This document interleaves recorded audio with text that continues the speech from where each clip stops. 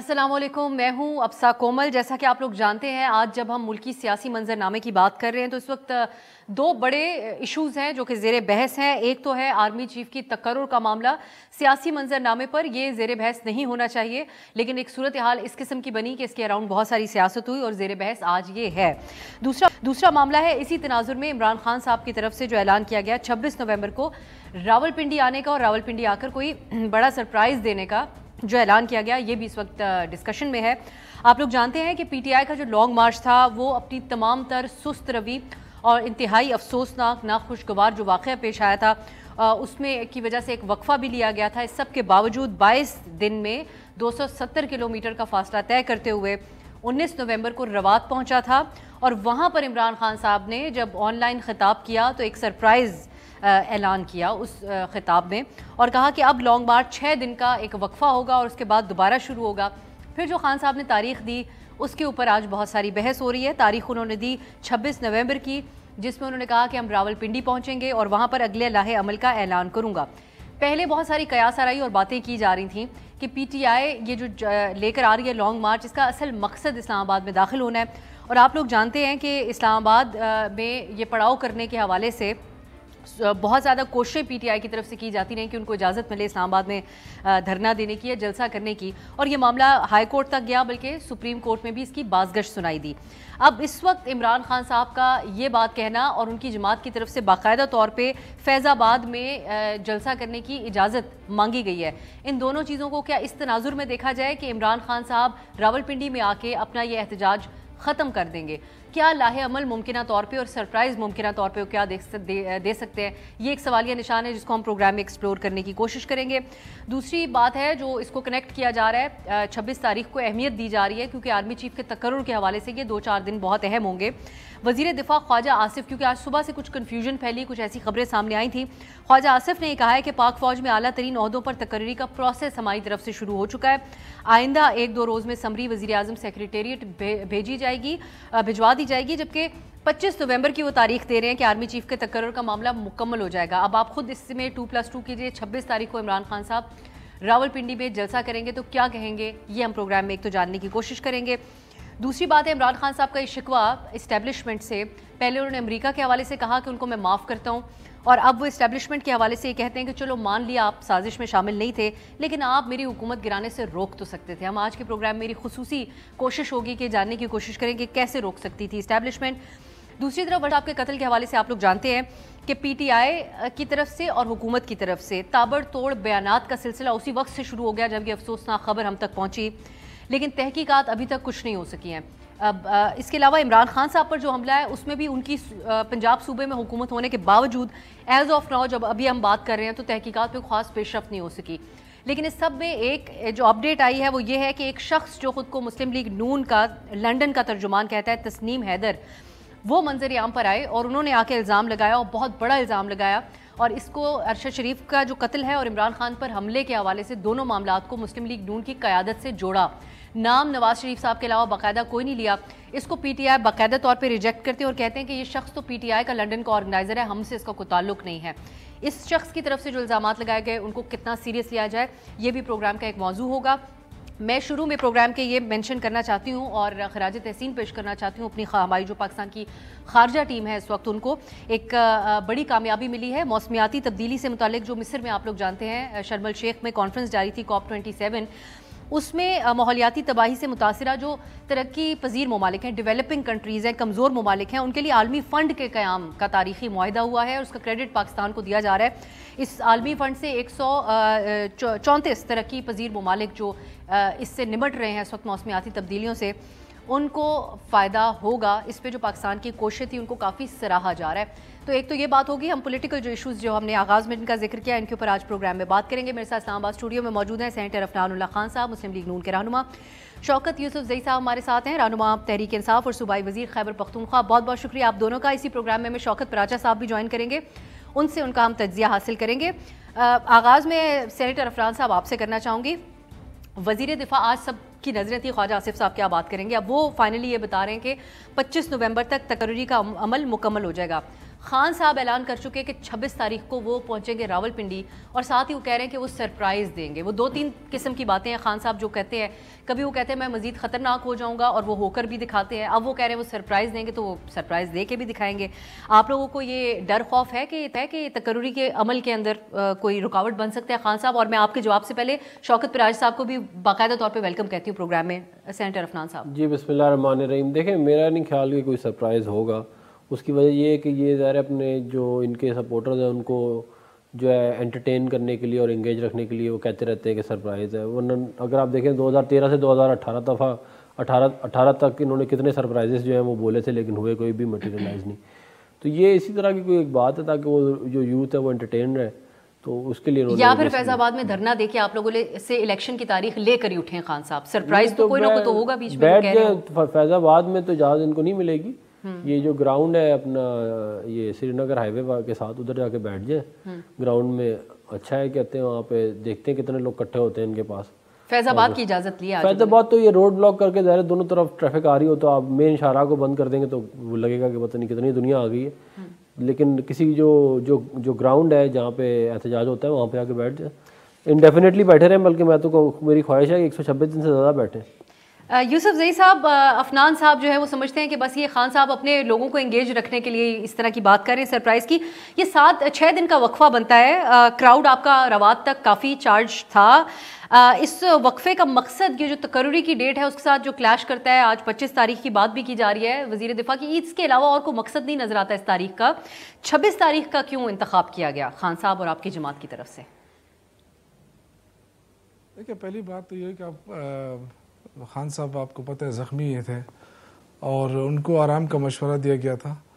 اور اس کے بعد جب انہوں نے تاریخ دی تو ظاہر ہے لیڈر اسی کو کہتے ہیں نا کہ ایک حکمت عملی کے ساتھ چلے. اور جس طریقے سے انہوں نے پرامن انداز سے وہاں سے ریلی شروع کی اور جتنے لوگوں نے اس پہ جو رش نظر آئے عمران خان کے بغیر جو ریلی میں لوگ آئے, تو اس کا مقصد یہ کہ اب ایک پارٹی بن چکی ہے تحریک انصاف. اور یہ اچھی بات ہے کہ پورے ملک کی ایک سب سے بڑی پارٹی اور چاروں صوبوں کی پارٹی بن گئی ہے. تو میرے خیال سے جو حکومت سب سے زیادہ پریشان ہے اور جو ان کو تکلیف ہو رہی ہے وہ زیادہ اسی وجہ سے ہو رہی ہے کہ عمران خان اب صرف یہ نہیں کہ صرف عمران خان ہوں گے تو لوگ آئیں گے. اب ایک ایسا نظریہ بن چکا ہے, ایسے پارٹی بن چکی ہے کہ عمران خان نہیں ہے پھر بھی لوگ آئے, ان کے نظریے کے لیے لوگ آئے. تو یہ ایک اچھی بات ہے. اور انہوں نے بڑے پرامن انداز میں, لوگ یہ کہتے تھے یہ بڑا فلاں مارچ ہوگا, سوائے اس کے کہ جو حکومت نے سیکورٹی نہیں دی, جو حکومت کی طرف سے جو کچھ ہوا. اور ابھی تو چیزیں سامنے کھل کر آ رہی ہیں, نام بھی سامنے آ رہے ہیں کہ کون سازش کر رہے تھے, کس نے حملے کی. وہ پنجاب میں یوسف زئی صاحب کیسے سیکورٹی دینی تھی حکومت نے, وفاق کی اگر آپ بات کریں؟ میں دیکھیں یہ جو ایک سازش ہو رہی تھی کہ عمران خان کو راستے سے ہٹایا جائے, ارشد شریف کو راستے سے ہٹایا جائے, ابھی کوئی ڈھکی چھپی بات تو نہیں ہے نا, یا کوئی اور پارٹی کا بندہ کہہ رہا ہے یا الزام لگا رہا ہے. اب تو ان کی اپنی پارٹی کے اندر سے بات نکل رہی ہے. ایک ایسا بندہ ہے جو 20 سال ترجمان رہا ہے ان کا, یہ ان کو مانتے رہے ہیں, اور وہ بندہ اٹھ کے کہہ رہا ہے کہ جی میرے سامنے یہ ساری چیزیں. تو میرے خیال سے اس ملک کے اندر 2 قانون نہیں ہونے چاہیے, نہ یہ 2 ملک ہونے چاہیے, ایک ہی قانون ہونا چاہیے. اگر انصاف دلایا جائے تو پھر تو میرے خیال سے اس وقت ارشد شریف کی فیملی ہے وہ بھی رول رہی ہے, وہ بھی عدم اعتماد کر چکی ہے جو کمیشن انہوں نے بنایا ہے. یوسف زئی صاحب میں دوسری دفعہ آتی ہوں, جو یہی ہمارا موضوع ہے دوسرا, میں معذرت آپ کی بات کاٹ رہی ہوں, تو میں یہ کہہ رہا ہوں کہ یہ انہوں نے کہا کہ کچھ نہیں ہوگا. ناصر بٹ صاحب تو اس شخص کے خلاف لندن کی عدالت بھی چلے گئے. یہ صرف بتائے گا کہ اب یہ ڈیسائیڈڈ ہے کہ اسلام آباد آپ لوگوں نے آنا ہی نہیں, فیض آباد کے اوپر ہی ہوگا جو بھی ہوگا؟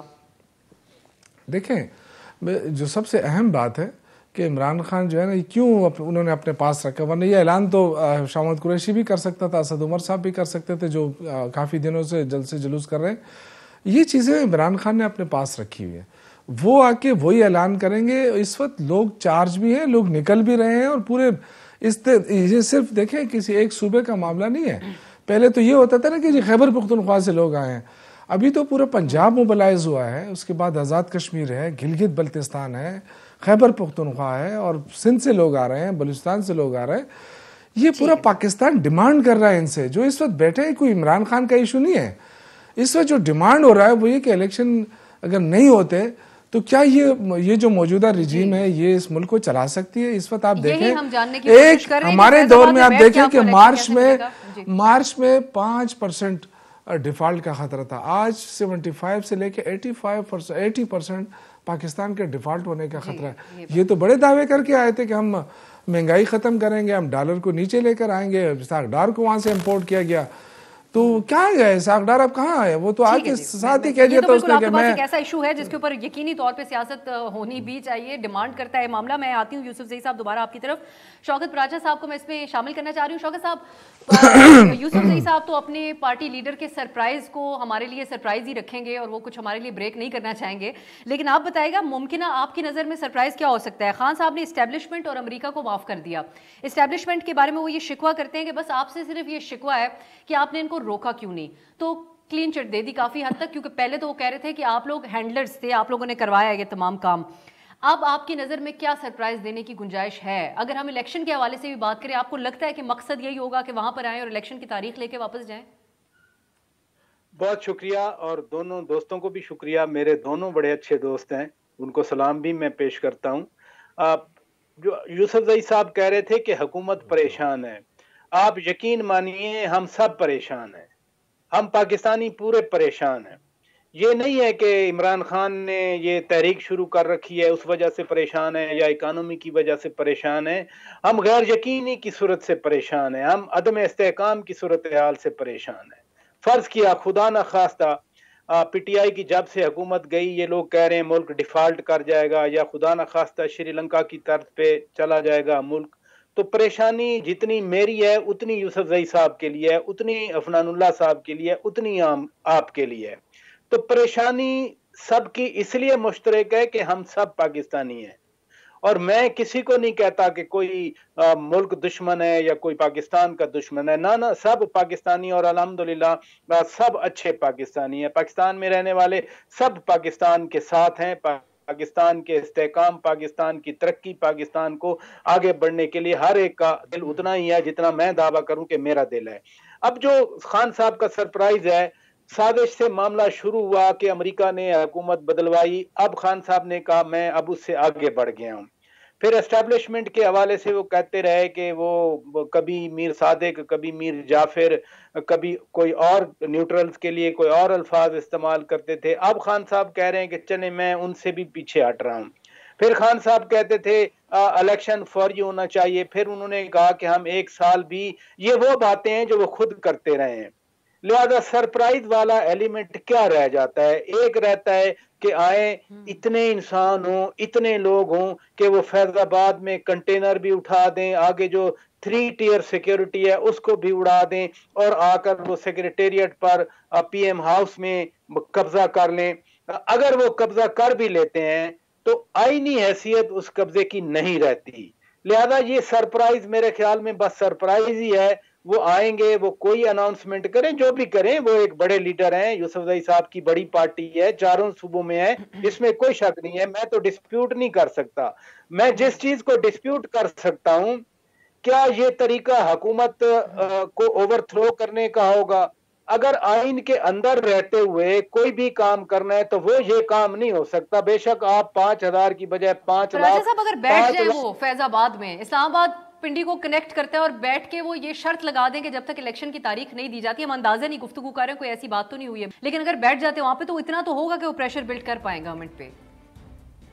इसी शहर में हमने देखा फैजाबाद के संगम पे 1,000 भी लोग थे तो उनकी शराइत भी मानी गई थी। फिर कोई 4-5 हजार लोग चनाब के पुल पर आके बैठ गए थे।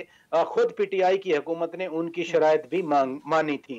लेकिन उस वक्त ना वो और माहौल था, मैं जरा उसकी टेक्निकल डिटेल में नहीं जाना चाह रहा। अब वो माहौल नहीं है, अब गैर सियासी पोस्चर है सबका। अब सियासतदानों ने खुद सेटल करने हैं मामला। अगर मामलात नून लीग के लिए, पीपल्स पार्टी के लिए, एएनपी के लिए हसास हैं तो इमरान खान के लिए भी मामलात बड़े हसास हैं। लिहाजा बड़े संजीदा सेनेटर अफनान साहब, एक बात आप लोग अक्सर कहते हैं और आज राना साहब ने दोहराई है, कल उन्होंने ये बात कही कि इमरान खान साहब पहले सियासत सीख लें پھر ان سے کسی قسم کی بات کی جائے گی. آپ لوگوں کو یقین کیوں نہیں آتا کہ خان صاحب نے سیاست آپ ساروں سے زیادہ, آپ ایکسپیرینس جماعتوں سے زیادہ سیکھ لی ہے.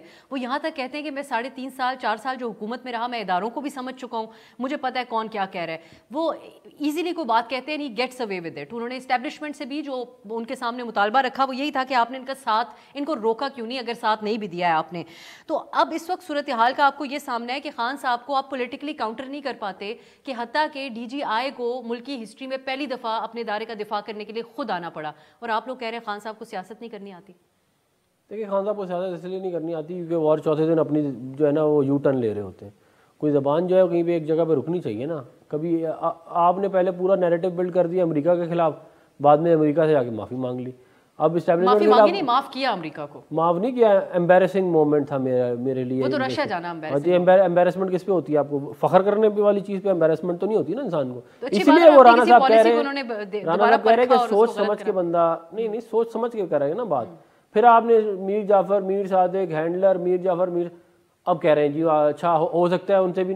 یہ کچھ عرصے بعد یہ ہر چیز پہ یو ٹرن لیتے ہیں. آپ لوگوں کے اوپر نہیں یو ٹرن لیں گے. تو نہیں, ہم پہ یو ٹرن اس لیے نہیں کیونکہ جس دن انہیں سیاسی طور پہ سوٹ کرے گا اس پہ بھی یو ٹرن لے لیں گے. ایم کیو ایم پہ یو ٹرن نہیں لیا انہوں نے, پرویز الہی کے اوپر یو ٹرن نہیں لیا. تو یہ تو سارا میں عمران خان از اے ویری سمپل پزل. قریب کا مفاد جو ان کو سمجھ میں آتا ہے نا اس وقت, جس وقت جو ان کا دماغی حالت ہوتی ہے اس ٹائم پہ, وہ اس کے پیچھے بھاگنا شروع ہو جاتے ہیں. اگلے دن پھر دوبارہ کچھ کلابازی کھا لیتے ہیں, پھر کلابازی. اس لیے تو ان کی کوئی پتہ ہے مجھے پتہ نہیں, سر پیر ہونا چاہیے. سپورٹر ان کی اس بات کو کا دفاع کرتا ہے, ان کی پارٹی اس بات کا دفاع کرتی ہے. معاشرے میں بے وقوف لوگ بہت زیادہ ہوتے ہیں. آپ ان کو کہہ دو پاکستانی عوام کو بیوقوف تو نہیں کہہ سکتے. پاکستانی عوام کو میں بالکل بھی بیوقوف نہیں کہہ رہا. میں ان کے سپورٹروں کی بات کر رہا ہوں جو بیچارے جن کو صبح وہ ایک کہانی سناتے ہیں, اس کے بعد دوپہر کو ایک اور سناتے ہیں, اور شام کو, اور تینوں ایک دوسرے سے نہیں مل رہی ہوتی, اور وہ تینوں پہ ایمان لے آتے ہیں.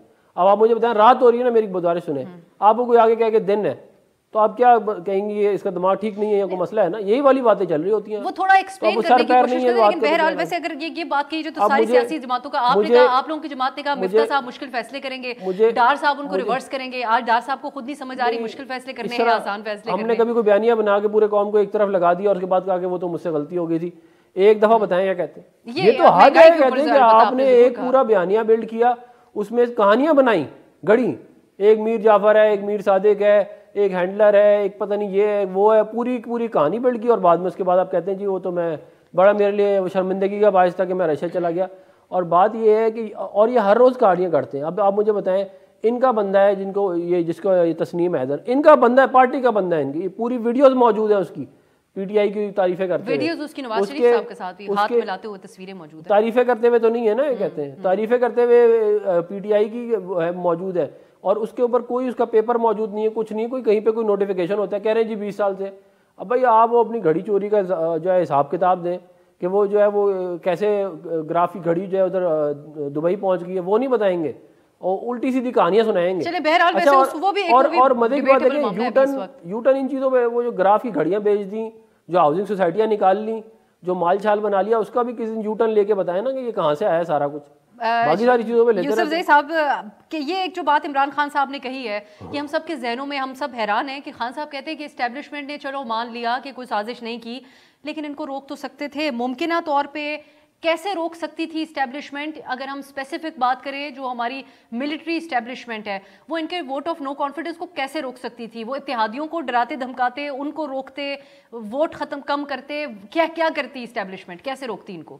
سب سے پہلے تو میں ان کی بات میں اس لیے انٹرفیئر نہیں کر سکا, میں نے کہا پہلے یہ سنے, لوگ بھی سنے کہ ان کی لہجوں میں کتنی تلخی آ گئی ہے, اور ان کے یہ کہتے ہیں سیاست نہیں آتی ہے. تو میرے خیال سے جب وہ بات کرتا ہے عمران خان تو پھر ان کے سارے وزراء کو ایسا وقتہ پڑتا ہے کہ صبح سے شام تک وہ پریس کانفرنس ہی کرتے رہتے ہیں, اور یہ کہتے ہیں سیاست نہیں آتی ہے. یہاں پہ آپ دیکھیں اللہ کے فضل سے کہ یہاں کتنی جماعتیں تھیں, اے این پی تھی, جے یو آئی تھی, خیبر پختونخوا, اب کہاں ہے وہ, ان کی کتنی سیٹیں ہیں اب, اور جو ضمنی الیکشن ہوئے اس میں ان کا کیا حشر ہے. تو اب یہ باتیں اب نہ کریں کہ سیاست نہیں آتی ہے. یہ بھی سیاست تھی کہ جی وہ 90 ارب روپے جو اومنی گروپ کے ساتھ معاہدہ کیا زرداری صاحب نے, وہ ختم کر دیا. یہ جو 11 ارب اور پتہ نہیں کتنے ارب نیب کے کیسز کے ختم کر کے انہوں نے جو معاف کرا دیا اور اپنے آپ کو بری ذمہ قرار دے دیا. اور یہ جو پاناما لیکس کے اندر جو محلات سامنے آئے تھے مریم بی بی کے, وہ بھی ختم ہو گئے. تو یہ تو سیاست، ان کی سیاست تو یہ ہے نا، یہ کہتے ہیں اس طرح کی سیاست کرے عمران خان. اچھا مزے کی بات یہ ہے کہ یہ ایک گھڑی کے پیچھے پڑے ہیں جو چلو کروڑوں کی ہو گئی، یہ جو اربوں روپے انہوں نے کھا لیا اس کا حساب دینے کے لیے تو تیار نہیں. ایک نواز شریف سے ایک بات پوچھی تھی کہ مال کس کا ہے وہاں جو ہے لندن میں، وہ ابھی تک اس اپارٹمنٹ کا جواب نہیں دے سکا. یہ ہمیں کہہ رہے ہیں کہ جی کروڑوں کی گھڑی بیچی ہے، کیا کس طرح بیچی ہے؟ میں یوسف زئی صاحب دوبارہ آپ کی طرف آؤں گی، وہی سوال لے کے، اس کا جواب مجھے نہیں ملا تھا کہ خان صاحب اسٹیبلشمنٹ سے چاہتے کیا. میں پراچا صاحب کا انالیسز اس پہ پہلے سمجھنے کے لیے حاصل کرتی ہوں. پراچا صاحب، خان صاحب جب یہ بات کہتے ہیں کہ آپ ان کو ان پارٹیوں کو لانے نہ دیتے ووٹ آف نو کانفیڈنس یا میری حکومت جانے نہ دیتے، تو ممکنہ طور پر ان کے ذہن میں کیا ہوتا ہے کہ وہ کس طریقے سے اسٹیبلشمنٹ یا جو ہماری فوج ہے وہ کردار ادا کر سکتی تھی ایک عدم اعتماد کی تحریک کو روکنے کے لیے. اور جو دوسری یہاں پہ ایک بات زیر بحث ہے، اس کو بھی اگر آپ ایڈریس کرنا چاہیں. یہ جو تسنیم شاہ نامی لنڈن سے ایک شخص سامنے آیا الزام لگا رہا ہے، اس کے الزامات کی کیا اہمیت ہونی چاہیے جب ان کی پارٹی بھی کہتی ہے کہ کوئی اس کے پاس پارٹی میں پوزیشن نہیں ہے، اور دوسری طرف ناصر بٹ صاحب بھی ہم سن رہے ہیں ان کا نام لیا گیا تو عدالت جا رہے ہیں. دیکھیں جو دوسرا کوسچن ہے نا، وہ تو ایسے ربش کریکٹرز ہوتے ہیں معاشرے میں، ہر جگہ آ جاتے ہیں، کبھی ادھر سر اٹھا کے آ جاتے ہیں، کبھی ادھر اٹھا جاتے ہیں. تو اگر کوئی پی ٹی آئی کے خلاف بھی اس طرح کا کریکٹر بات کرے گا تو میرے نزدیک اس کی بھی کوئی اہمیت نہیں ہوگی. اور نواز شریف کے بارے میں یا مسلم لیگ نون کے بارے میں کوئی ایسا شخص بات کرے گا تو کوئی اہمیت کی حامل نہیں ہوگی. نواز شریف نے اس بندے کے ساتھ مشورہ کرنا تھا بیٹھ کر کے ارشد شریف کو بھی آپ مرڈر کر دیں اور عمران خان کا بھی اٹیک کر دیں. یہ ایسے کریکٹر گھومتے رہتے ہیں، یہ کوئی اہمیت کی بات نہیں ہے. جو آپ کا پہلا کوسچن ہے وہ بڑا امپورٹنٹ ہے اور پاکستان کے پولیٹیکل کانٹیکسٹ میں بڑا انٹرسٹنگ ہے. مثلا خود ایک صاحب نے بائی الیکشن میں مری کے حلقے میں کھڑے ہو کے کہا تھا کہ ہم نے ایک تیسری جماعت بنائی اور وہ ہمارا تجربہ کامیاب رہا. تو ماضی میں جو غلطیاں ہوئیں اب شاید وہ ہمیں ہانٹ کر رہی ہیں. یوسف رضا گیلانی صاحب سینٹ کی سیٹ جیتے تھے، اس کے بعد عمران خان نے ووٹ آف کانفیڈنس لینا تھا. عمران خان نے پھر کہا ہمارے ملک کے دو بڑوں کو کہ میں نے ووٹ آف کانفیڈنس لینا ہے، کیونکہ وہ بڑے آ کر عمران خان کو کہہ رہے تھے کہ دیکھیں آپ کے لوگ ادھر ادھر ہو رہے ہیں تو آپ اپنی پارٹی پر نظر رکھیں، اپنے لوگوں کو منائیں، اگر روٹھے ہوئے ہیں تو اگر ان کے کچھ مطالبات ہیں جائز تو آپ ان کو دیکھیں.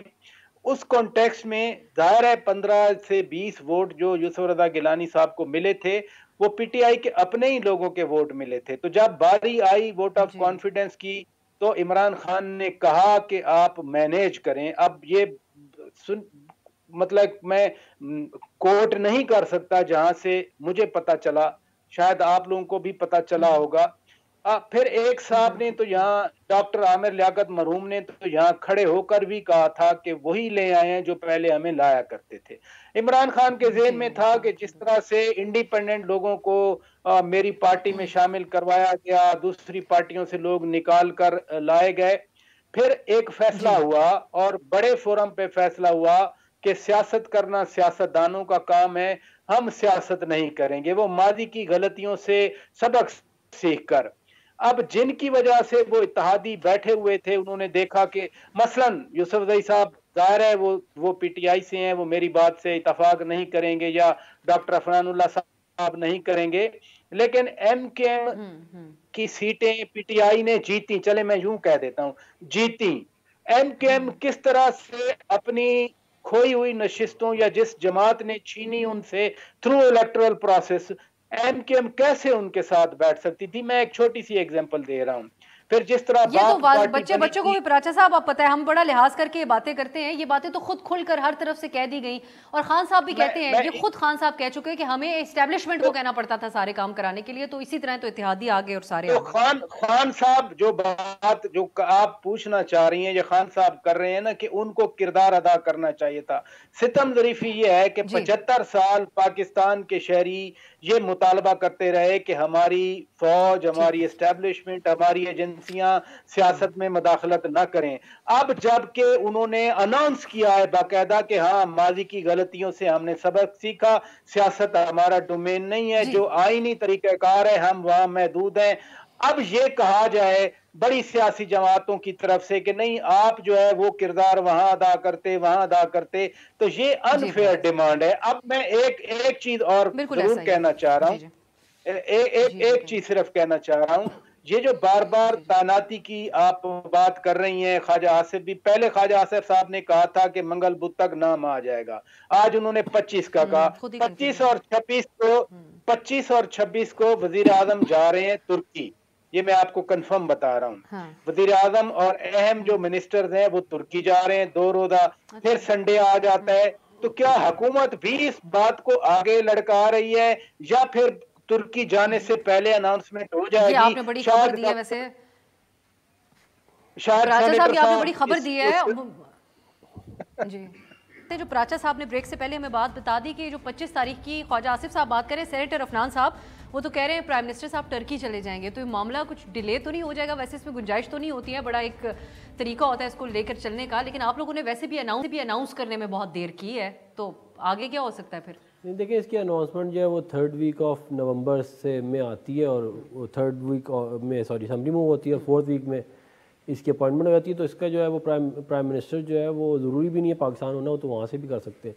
اس کے ضروری نہیں ہے کہ وہ پاکستان میں ادھر بیٹھے ہوں تو ہو, اور وہ بھی دورہ جو ہے وہ بھی ان کی صحت کے اوپر ڈپینڈنٹ ہے. ان کی صحت اگر ٹھیک ہوگی تو ظاہر ہے پھر اس کے حساب سے وہ جو کووڈ وغیرہ پھر کنفرم ہوگا. اچھا دوسری بات ہے یہ جو تسنیم شاہ کے حوالے سے جو بات ہو رہی ہے, بے شک دعوے وغیرہ ایک طرف ہے, لیکن کچھ دن تک پہلے تک ہم گھڑی کے حوالے سے بھی جو خان صاحب کی بات کر رہے ہیں وہ اسی کی بیسس کے اوپر کر رہے ہیں جو الزام اس بزنس مین کی طرف سے, اس بندے نے بھی ثبوت دینے ہیں کہ کیسے اس کے خیال میں فرح خان جو وہ کہتا ہے اس کے دعوے کے مطابق آئیں اور ان کے ایکسچینج ہوا.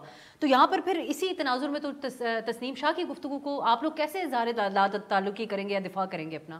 کیا تعلق؟ آپ مجھے اس سے پوچھا کہ تمہارے پاس کیا کہتے ہیں کوئی اپوائنٹمنٹ لیٹر ہے؟ اس نے کہا کوئی نہیں ہے. اس کو کوئی جانتا نہیں ہے پارٹی کے اندر. اب کسی کو بھی کھڑے ہو گئے یا کہتے ہیں آپ کوئی بندہ چلتا ہوا جا رہا ہے اسے کہیں جی یہ ہے اور یہ ان کا نمائندہ ہے. بھئی آپ کی تو تصویریں موجود ہیں نا, فرح گوگی صاحبہ کی تصویریں موجود ہیں یہ اپنا بنی گالا کے اندر, ایک نہیں ہے پتہ نہیں کتنی ساری ہیں, اور جو ان کی جو کاروباری معاملات ہیں وہ بھی سارے پاکستان کے سامنے. لیکن گھڑی کی ڈیل کرتے ہوئے تو کوئی ثبوت ابھی تک سامنے نہیں آیا نا. ثبوت تو یہ ہے نا کہ گھڑی وہاں پہنچ گئی, اس سے بڑا ثبوت اور کیا ہے؟ اگر تو کچھ نہیں ہوا تو گھڑی وہاں پہنچتی نا, گھڑی ادھر کہتے یہ رہی جی ہمارے پاس گھڑی, مسئلہ حل ہو گیا. ان کے ساری کی ساری کرپشنیں سامنے آ رہی ہیں, تو وہ جو ہے یہ اس لیے بھی زیادہ بھاگ دوڑ لگی ہوئی ہے کہ یہ کرپشن کے معاملات ہمارے, یہ پشاور میٹرو میں کرپشن ہوئی, مالم جبہ میں کرپشن ہوئی, یہ جو ٹرانسفر پوسٹنگوں میں مال بنایا گیا, گھڑی میں مال بنایا گیا. مطلب کوئی ایک سوچے حالت یہ تھی 500 روپے کا میٹ بھی لے گئے, توشہ خانہ کے اندر ایک 500 روپے کا میٹ تھا وہ بھی لے گئے اللہ کے فضل سے. اتنے ایماندار ہیں جاری کر رہے ہیں آپ لوگ. پانی کی بوتلیں وزیر اعظم ہاؤس کی وہ بھی جاتے ہوئے لے کے گئے, ایک گاڑی میں اپنا BMW X5 وہ بھی ساتھ لے گئے. مطلب یہ ایمانداری کا آپ لیول چیک کریں کہ یہ 170ویں نمبر پہ ٹرانسپیرنسی انٹرنیشنل نے کہا تھا پاکستان ہے جب ان کی حکومت آئی, اور 140ویں نمبر پہ چھوڑ کے گئے. 23 ملکوں سے پاکستان زیادہ کرپٹ ہوا ہے پچھلے عمران خان کے 4.25 سال کے اندر, اور اس کے بعد وہ روزانہ آ کے کرپشن کے اوپر لیکچر بھی دے رہے ہوتے ہیں. تو اب اس کا کوئی یہ ایک نیا انہوں نے ایک فنومینا ہے. دیکھیں یہ آپ ایک سمجھ, آپ کو ضرورت نہیں ہے کام کرنے کی. PTI کا ایک بڑا زبردست انہوں نے ایک فنومینا لے کے آئے ہیں, وہ یہ کہ آپ کو کیا ضرورت ہے, آپ کو ڈیم بنائیں, موٹر وے بنائیں, انویسٹمنٹ لے کے آئیں. آپ جھوٹ بول دیں سوشل میڈیا کے اوپر, ایسے لوگ بیٹھے ہوئے وہ سارے کہیں گے ہاں جی اب وہ تسنیم والے لوگ پکڑ کے بیٹھ گئے. لوگ سمجھتے ہیں کہ عمران خان جو ہے وہ 12 جماعتوں کے خلاف لگا ہوا ہے. مطلب اپنی GDA نظر نہیں آتی, اپنی جماعت اسلامی نظر نہیں آتی. یہی جماعتیں جب جماعت اسلامی تو ان کے ساتھ تھوڑی نا ہے, ان کے ساتھ بہت ساری جگہوں پہ ہے, اور یہی جماعتیں جب ان کے ساتھ تھی تو تب سمجھ میں نہیں آتا تھا. جب بائی الیکشن یوسف زئی صاحب کی طرف جاؤں گی, بائی الیکشن ہم جیتے تھے تو کہتے تھے نہیں یہ تو کچھ نہیں ہوتا, خود بائی الیکشن جیتنے شروع ہو گئے. ٹھیک ہے جی. یوسف زئی صاحب اس وقت خان صاحب یہ بھی کہا کرتے تھے, خان صاحب بڑے آئیڈیاز انٹروڈیوس کراتے ہیں ینگ عوام کے لیے اور ساروں کے لیے, کہا کرتے تھے جب آپ حکومت بیک لیش تو ایک آتا ہے عوام کی حد تک, ایک مشکل وقت ہوتا ہے تو اس میں ووٹ کم ہی پڑتے ہیں آپ کو.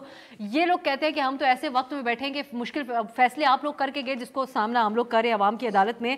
اس کے اوپر یہ کہیے گا یوسف زئی صاحب, میری خواہش ہی ورنہ رہ جائے گی, کرپشن کے کیسز بنانے کا کام کیا اسٹیبلشمنٹ کا ہے؟ جی دیکھیں ایسی بات کرنی چاہیے کہ وہ ایسا نہیں ہو کہ وہ میٹھا ہپ اور کڑوا تو آج جو موسمیاتی تبدیلی کے جو ایوارڈ یہ لے رہے ہیں تو یہ کوشش کس نے کی تھی؟ کیا عمران خان نے بلین ٹری سونامی کا وہ نہیں کیا تھا؟ اس چھوٹے سے صوبے نے اور اس کو WWF اور پتہ نہیں کس کس ممالک نے، جرمنی نے، کہاں کہاں پہ اس کو اپریشیٹ کیا گیا. اور آج وہی کوششیں تھیں عمران خان کی جو کہتے تھے کہ میں گرین ریولوشن لاؤں گا، اس کی وجہ سے آج پاکستان کو ایک اعزاز مل رہا ہے.